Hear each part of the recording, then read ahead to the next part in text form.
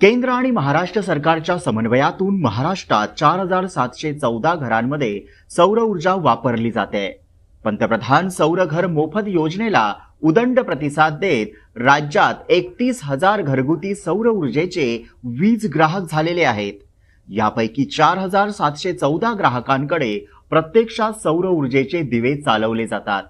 त्याशिवाय राज्यात आणखीन 875 अशा सौर ऊर्जेच्या प्रकल्पांची कामं वेगाने पूर्णत्वाकडे जात आहेत।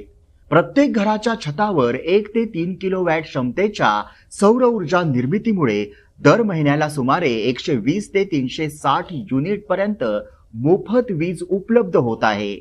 यासाठी विविध बँकांकडून सवलतीच्या दरात कर्जाची सोय उपलब्ध करून दिली आहे। अशा सौर ऊर्जा प्रकल्पातून 25 वर्ष मोफत वीज मिळणार आहे।